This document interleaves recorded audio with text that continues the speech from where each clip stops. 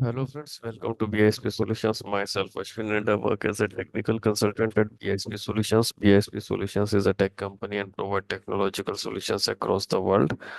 Now, this is my another video in PyTorch series, and in this video, I'm going to show you how to predict the data on purchase order historical data, right? Using PyTorch library. Okay, so what we are going to do here, we will extract the PO data and apply the PyTorch prediction algorithm on the data. Now, first of all, what I will do, I have already downloaded the data here, purchase order data, right? Now here purchase order data is downloaded. This Excel sheet is CSV is there, right? Now what I will do, I have created a purchase PyTorch regression on purchase order. Okay. So I will do from the scratch in front of you. First of all, what we will do, we will bring the library or we will import the libraries, right? So I'm entering the enter button. Okay. Now see here, NumPy is used for technical numerical calculation, pandas for calculation on uh, data, and matplotlib is for design, right? Creating the plotting the diagram. Okay. So now, first of all, what we need to do is we need to just read the CSV file. Now here we will get all the data, right? Now see here, since what we need to do first, we need to drop some columns, right? Where there is no data. First of all, for example, look at this. We need only limited columns that we want. Now what happened here? We need to extract the date, month, and the year. So just extract everything, and then what I will do, I will remove the date column from the table. So in this way, look at this. Year, month, date is separated, and then now here. Now see here, we are having the data of fully billed and partially received purchase order. On the basis of that, what we are going to do, we are going to predict for purchase order. Now, first of all, we need to get the dummies here. Now see, as we all know that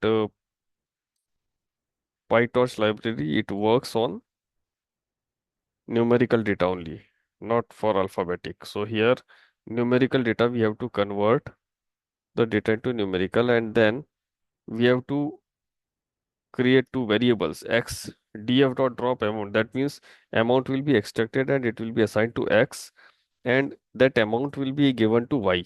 So y will be containing, suppose if I type here x and if I type here y, look at this, right? Now what will happen here? We have to bring the sklearn library, scikit-learn, right? And train and test. So we have to make the data train and test. We have taken 80% of data for training, 20% data for testing. Look at this here too, right? So we have taken that data into train and test. After that, X train and X test. Look at this.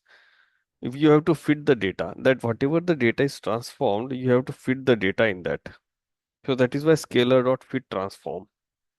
After that, now you have to import the torch. Here the role comes. Okay. So here we need torch on .nn and optimization. So we have to convert it into tensor. Tensor is an array. I recommend you to watch my previous video. In that, tensor is explained. Tensor is an array, right? Now, but here we call it as tensor. Now, class linear regression we need to apply here. So what will happen here? Look at this. Class linear regression. This is a class of PyTorch. Okay. Then extend, test, whatever we receive, input dimension, that is 15. I will tell you later. Now see here. Now we have to extract the loss function optimizer. Look at this. MSE loss. This is for mean square error, difference between points and lines. Now, what are these points and lines? I will explain you. Just give me a second. Here, look at this. Import. Now, I'm going to import the matplotlib library and then I will plot a chart. In that, I can be able to show you. Now, see, first of all, let me show you this. MSE loss criteria we have put optimizer. Okay. Now, see, epochs. Epochs means repetition. So epochs we have run 100 times this loop, right? Now in this 100 times loop, you can see the loss. It's very big loss, right? Look at this. So the loss is less. That means the algorithm is good for prediction. Now see here, if I look at this loss is 8943, 8243, right? So here the loss, MSE loss is very high. Okay. Now I'm going to plot this data. Now see here what we will receive. Look at this. After 100 repetition, it comes here. Suppose if we run more than 100 epochs, then we will see the the less difference, right? The less difference between the predicted and the actual data. Now, now we are going to evaluate the data here. Look at this. Now see here. What we received loss is C 8243. It's very high. And you can see the difference between the, here I have written somewhere. Look at this difference between points and lines. That means points are actual data, line is predicted. Now you can see there is a too much difference here. So that means this PyTorch algorithm right now it's not fit for this particular purchase data.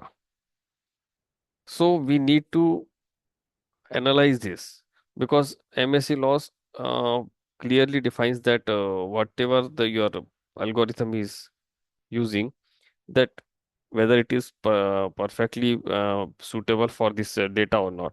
So now you can see there is a loss 82436. It's a very high loss here. You can see there is too much difference between the dots and the points. Very few data is very close to this line. This red line is our predicted line. So in this way, we predict the data for future. But here it seems that this PyTorch algorithm is not fit for this purchase order.